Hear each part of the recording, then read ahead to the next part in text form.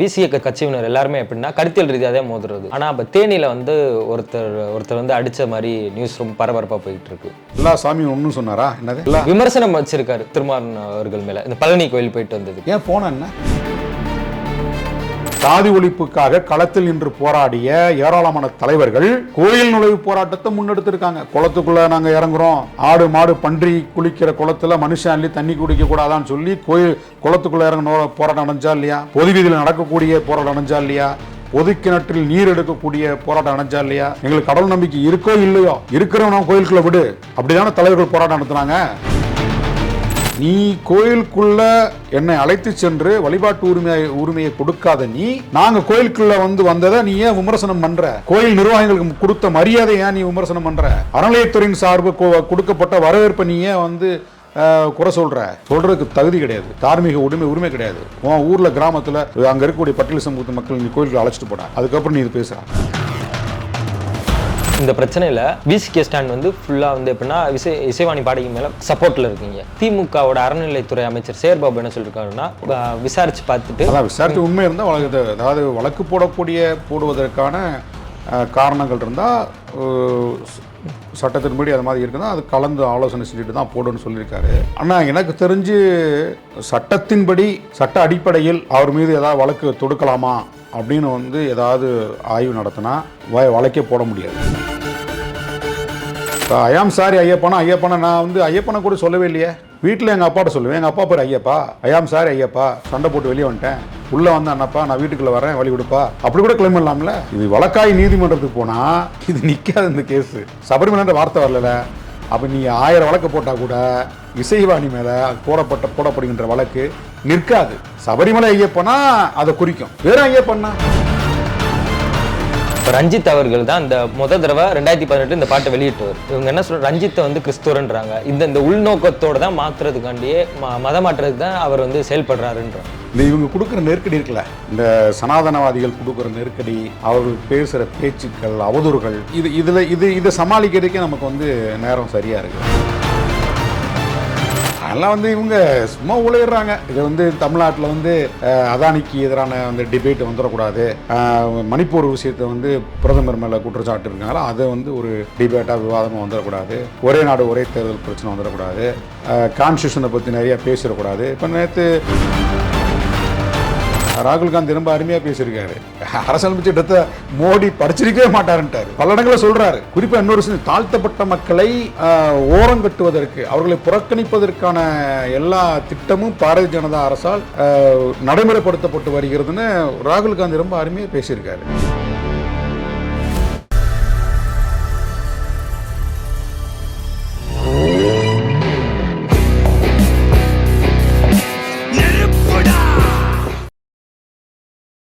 இப்போ ரஞ்சித் அவர்கள் தான் இந்த தடவை 2018 இந்த பாட்டை வெளியிட்டவர். இவங்க என்ன சொல்ற, ரஞ்சித்தை கிறிஸ்துவன்றாங்க. இந்த உள்நோக்கத்தோடு தான் மாற்றுறதுக்காண்டியே மதம் மாற்றுறதுக்கு தான் அவர் செயல்படுறாருன்றாங்க. இந்த குற்றச்சாட்டு எப்படி ஏற்றுக்கக்கூடியதா இல்லை? இந்த இவங்க கொடுக்குற நெருக்கடி இருக்குல்ல, இந்த சனாதனவாதிகள் கொடுக்குற நெருக்கடி, அவர்கள் பேசுகிற பேச்சுக்கள், அவதூறுகள், இதை சமாளிக்கிறதுக்கே நமக்கு நேரம் சரியாக இருக்குது. இந்தியாவில் இந்துவாக அறியப்படக்கூடிய மக்கள் ஒவ்வொரு நாளும் கிறிஸ்தவத்தை நோக்கி போயிட்டுருக்காங்கல்ல, இஸ்லாத்தையோ பௌத்தத்தையோ நோக்கி போயிட்டுருக்காங்க. அவங்க யாருமே உடனடியாக தங்களுடைய சான்றிதழை மாற்றுறதில்ல. சான்றிதழில் இந்துன்னு இருக்கும், ஆனால் அவங்க தேவாலயத்துக்கு போவாங்க, சர்ச்சுக்கு போவாங்க. இந்த பேரை வச்சுலாம் அன்றைக்கி குறிப்பிட முடியாது. நீங்கள் பழமையான கிறிஸ்தவருக்கு பாருங்கள், ரோமன் கத்தோலிக், அதுலேயே இந்து பேர் இருக்கும். இந்து பேர் இருக்கு. முத்தையான்னு சொல்லி ஒரு ஃபாதர் இருக்கிறாரு, சவுத் ஆப்பிரிக்காவில், இங்கேருந்து போனவர், பேர் முத்தையா. ஆனால் அவர் ஒரு சர்ச்சுக்கு அவர் தான் ஃபாதர். நிறைய பேர் பிரகாஷ்னு சொல்லி ஒரு ஃபாதர் இருக்கிறாரு, ஜெயராஜ்னு சொல்லி ஒரு ஃபாதர் இருக்கிறாரு, கிருஷ்ணராஜ்னு ஒரு ஃபாதர் இருக்கிறாரு, கிருஷ்ணராஜ். இவங்க சொல்கிறாங்க இல்லையா, பகவத்கீதைக்கு யார் ஆதாரம்? கிருஷ்ணர் தானே. கிருஷ்ணராஜ்னு ஒரு ஃபாதர் இருக்கிறாரு. எதில் இருக்காங்க? பெண்டிகாஸ்டில் கிடையாது, ஆர்சிலே இருக்கிறாங்க, ப்ராட்டஸ்டன்டில் இருக்கிறாங்க. ஏன்னா அவங்க வந்து அது வந்து பேர்லாம் அவசியம் இல்லை அப்படின்ட்டாங்க, உடையும் அவசியம் இல்லைன்ட்டாங்க. நீங்கள் அந்தந்த நாட்டுக்கு ஏற்றவாறு, அந்த மக்களுடைய பண்பாட்டிற்கு ஏற்றவாறு, பழக்கவழக்கங்களுக்கு ஏற்றவாறு உங்களுடைய உடையை நீங்கள் தீர்மானித்துக் கொள்ளலாம், உங்களுடைய பெயரை வந்து நீங்கள் வைத்துக்கொள்ளலான்ட்டாங்க. அதனால் நிறைய பேர் வந்து அம்மா அப்பா வச்ச பேர் நான் அப்படியே இருக்கட்டும் அப்படின்றாங்க. அப்படி தான் வந்து இப்போ அப்போ வந்து ரஞ்சித் அப்படின்னா அவருங்க வீட்டில் வந்து சர்ச்சுக்கு போகலாம், ஆனால் அவருடைய சர்டிஃபிகேட்டில் பார்த்தா இந்துன்னு தான் இருக்கும், இந்துன்னு தான் இருக்கும். இது எல்லார் குடும்பத்திலும் நடக்கிறது. நீங்கள் வந்து குறிப்பாக பட்டியல் சமூகத்தை எடுத்துக்கிட்டிங்கன்னா, பட்டியல் சமூகத்தை சேர்ந்த மக்கள் வந்து எந்த மதத்திலையும் தீவிரமான பற்றா இருக்க மாட்டாங்க. இந்து மதத்தின் மீது பற்றா இருக்க மாட்டாங்க, வாய்ப்பே இல்லை. ஏன்னா காலங்காலமாக புறக்கணிக்கப்பட்டாங்க. இந்து மதத்தில் கோயிலில் விட மாட்டாங்க. இந்து சமூகம் தான் அவங்கள சாதிய கொடுமையை தீண்டாமை பண்ணுறாங்க, சாதி அடிப்படையில் கொடுமை நடத்துகிறாங்க அப்படின்ட்டு பட்டியல் சமூகம், இந்த தாழ்த்தப்பட்ட சமூகத்தை சேர்ந்தவர்கள் இந்து மதத்தின் மீது தீவிரமாக பற்றா இருக்க மாட்டாங்க. இன்றைக்கு வேணால் ஒரு ஜென்ரேஷன் அப்படி போக ரொம்ப பட்டையடிக்க உருண்டு கொடுக்கலாம் பண்ணிட்டு இருக்காங்க, அது வேற. அதே மாதிரி கிறிஸ்தவத்தை நோக்கி போன, கிறிஸ்தவத்தில் 160-70 விழுக்காடு வந்து இந்த சமூகம் தான் இருக்கிறாங்க, எஸ்சி தான். அங்கேயும் போய் கலகம் தான் பண்ணுறாங்க. எனக்கு சம உரிமையை கொடு, சமத்துவத்தை போதி அப்படின்னு அங்கேயும் போய் கலகம் தான் பண்ணிட்டு இருக்காங்க. அங்கேயும் தீவிர பற்றாளர்லாம் கிடையாது, புரியுங்களா? அதாவது வந்து வரலாற்று ரீதியாக சாதி அடிப்படையில் புறக்கணிக்கப்பட்ட இந்த பட்டியல் சமூகம், குறிப்பாக பறையர்கள், நான் வெளிப்படையாக சொல்கிறேன், குறிப்பாக பறையர்கள் வந்து இந்து மதத்துக்குள்ளேயோ கிறிஸ்தவத்தின்குள்ளேயோ ரொம்ப ஈடுபாடாக இருக்க மாட்டாங்க. கிறிஸ்தவத்தை நோக்கி நகர்ந்ததில் தமிழ்நாட்டில் பெரும்பான்மையான சமூகம் வந்து பறையர் சமூகம் தான். ஆரம்பத்தில் இருந்து எண்ணிக்கையில் அதிகமாக வந்து கிறிஸ்தவத்தை நோக்கி நகர்ந்தாங்க. அங்கேயும் போய் வந்து ஒரு சமத்துவத்துக்காக போராடிட்டு தான் இருக்காங்களே தவிர தீவிரமான பக்திமான்களாக வந்து இவங்க எந்த இடத்துல இருந்ததே இல்லை. ஏன்னா இவங்களோட நேச்சர் அப்படி. ஏன்னா புத்திஸ்டாக வந்தாங்க, அந்த ஜீன் இருக்கு. நீங்கள் வந்து ஆயிரக்கணக்கான ஆண்டுகளுக்கு முன்பு எல்லாமே பௌத்தர்கள், பிறப்பின் அடிப்படையில் பௌத்த மதம் சொல்லி கொடுத்த கருத்துக்களால் வளர்ந்தவர்கள். காலங்காலமாக பல நூறு ஆண்டுகளாக வந்து ஒரு கருத்தை உள்வாங்கி, பௌத்த கருத்துக்களை உள்வாங்கி, பஞ்சசீல கொள்கையை உள்வாங்கி, அன்பையும் சகோதரத்துவத்தையும் அறத்தையும் ஒரு வாழ்க்கை முறையாக கொண்டு வாழ்ந்த அந்த மக்கள் அதுவே கடைபிடிச்சிட்டு வந்த காலத்தினால அந்த தன்மை வந்து அப்படியே இருக்குது, பொறுமை தன்மை. அதாவது எதுலேயும் வந்து ரொம்ப மற்ற மதங்களில் இருந்தால் கூட அதை தீவிரமாக ஏற்றுக்கொள்ளக்கூடிய. நான் வந்து ஒரு சாதி பெருமைக்கு சொல்லலை, இதை நானாக கண்டுபிடிக்கலை. இது நான் சில புத்தகங்கள் வரலாற்று ஆய்வாளர்கள் கண்டுபிடிச்சது, மதமும் சாதியும் வாழ்க்கை முறைன்ற ஒரு புக்கெலாம் சில புத்தகங்கள். அவங்க வந்து பறையர் சமூகத்தை சேர்ந்தவங்க கிடையாது, வேற ஒரு சமூகத்தை சேர்ந்தவர்கள் தான். அவர்கள் வரலாற்று ரீதியாக மதங்களை, சாதிகளை, இந்தியாவுடைய பண்பாட்டு கூறுகளை, சமூக கட்டமைப்பை ஆய்வு செய்து புத்தகங்களை வெளியிட்டாங்க. அதை படித்ததுலேருந்து நான் சொல்கிறேன். சில விஷயங்கள் எனக்கு தெரியும். இந்த மதம், ஒவ்வொரு மதத்தில் எப்படி மறைநூல் இருக்குது இல்லை, எப்படி ஒரு மதம் மாறினாங்க, அந்த வரலாறு எனக்கு தெரியும். இந்த தொடக்கத்தில் இருந்து இவங்க வந்து இந்த பறையர் சமூகம் வந்து தீவிரமாக மத நம்பிக்கையில் ஈடுபட மாட்டாங்க அப்படின்றதெல்லாம் நான் படித்து தெரிஞ்சுக்கிட்டு தான். அதில் எனக்கு ஒன்றும் தற்பரமெல்லாம் கிடையாது. அது நான் என்றைக்குமே அந்த மாதிரி பேசுகிற ஆள் கிடையாது. நான் ஒரு எக்ஸாம்பிளுக்கு நான் சொல்லிட்டு இருக்கேன். நான் சார், இந்த பிரச்சனையில் விசிகே ஸ்டாண்ட் வந்து ஃபுல்லாக வந்து எப்படின்னா இசைவாணி பாடகி மேலே சப்போர்ட்டில் இருக்கீங்க. ஆனால் இப்போ தமிழ்நாட்டில் திராவிட ஆட்சி தான் நடக்குது. திமுகவோட அறநிலைத்துறை அமைச்சர் சேர்பாபு என்ன சொல்லியிருக்காருன்னா, விசாரித்து பார்த்துட்டு, அதான் விசாரித்து உண்மை இருந்தால் அதாவது வழக்கு போடுவதற்கான காரணங்கள் இருந்தால் சட்டத்தின்படி அது மாதிரி இருக்குன்னா அது கலந்து ஆலோசனை செஞ்சுட்டு தான் போடுன்னு சொல்லியிருக்காரு. ஆனால் எனக்கு தெரிஞ்சு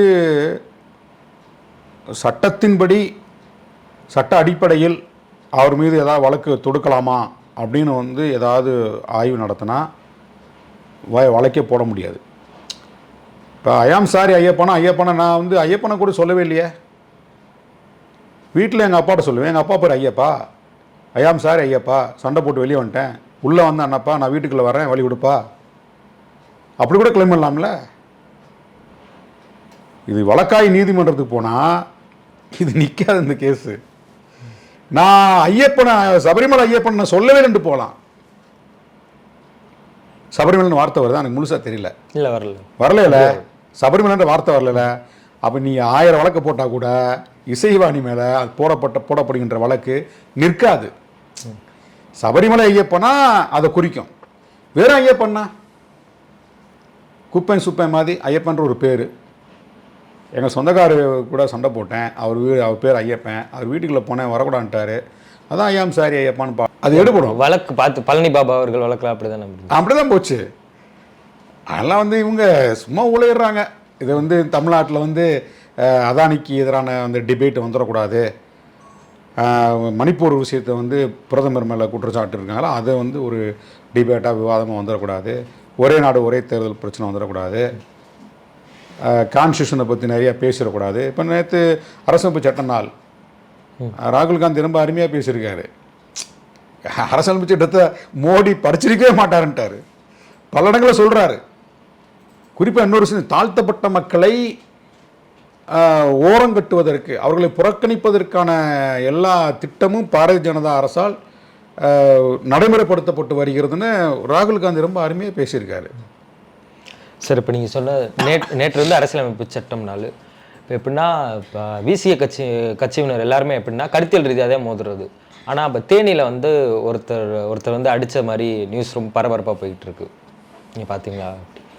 ஆமாம், ஏதோ அது எல்லாம் முழுசாக பார்க்கல. எல்லா சாமியும் ஒன்றும் சொன்னாரா? என்னது எல்லா விமர்சனம் வச்சிருக்காரு. என்ன வச்சு? தோல் திருமாறன் அவர்கள் மேலே இந்த பழனி கோயில் போயிட்டு வந்ததுக்கு. ஏன் போன என்ன அது அப்படி பார்த்துருந்தா விசிகேவினர் சட்ட ரீதியாக தானே ஆக்ஷன் எடுத்திருக்கணும். ஏன் வந்து இவர் ஏன் விமர்சனம் பண்ணுறாரு? டேய், நீங்கள் தானே வந்து என்ன சொல்கிறீங்க, வந்து இவங்க இந்து மதத்துக்கு எதிராக பேசுகிறாங்க, இந்து மதத்தை விமர்சனம் பண்ணுறாங்க, சனாதனத்தை விமர்சனம் பண்ணுறாங்க, நீங்கள் தானே வந்து கூப்பாடு போடுறீங்க. பழனி கோயில் யாரோட கோயில்ரா? நான் கேட்குறேன், பழனி கோயில் யாருடைய கோயில்?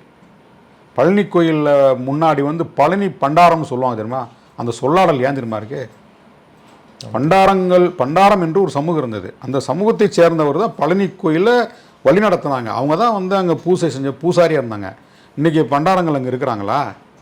எப்படி பார்ப்பனர்கள் வந்து பழனி முருகன் கோயில் இருக்கிறாங்க? அங்கே வந்து கந்தபுராணம் போதிக்கப்பட்டது. இன்றைக்கி சமஸ்கிருதத்தில் மந்திரம் ஓதிட்டு இருக்கீங்க. நவபாசனங்கள் உருவாக்கப்பட்டதானே அந்த சிலை, நவபாசனங்களால் உருவாக்கப்பட்ட அந்த சிலை. அதுக்கு ஒரு தனித்த ஒரு ஆன்மீக வரலாறு இருக்குது. அந்த வரலாற்றில் உங்களுக்கு என்ன தொடர்பு இருக்குது? எங்களுக்கு தொடர்பு இருக்குது. நாங்கள் மண்ணின் மைந்தர்கள், பூர்வகுடி மக்கள். எங்கள் பாட்டன் முப்பாட்டன் காலத்தில் அது உருவாக்கப்பட்டிருக்கலாம். தமிழ்நாட்டைச் சேர்ந்த தமிழர்கள் அத்தனை பேருக்கும் பழனி கோயில் உரித்தானது. அது எந்த சாதியாக இருக்கலாம், தமிழ்நாட்டைச் சேர்ந்த தமிழக மக்கள் அத்தனை பேருக்குமே அது உரித்தானது தான். தமிழகத்தை சேர்ந்த அத்தனை பேரும் பழனி கோயிலில் உரிமை கொண்டாடலாம். சரி, ஒரு பிறப்பால் ஒரு தமிழர், எழுச்சி தமிழர், பழனி கோயிலில் பழனிக்கு போய் முருகனை வழிபடணும் அப்படின்னு நினச்சி வந்து அவர் இங்கேருந்து சென்னையிலேருந்து கிளம்பி போகல. பழனிக்கு சில வேலை திட்டங்களுக்காக போகிறாரு.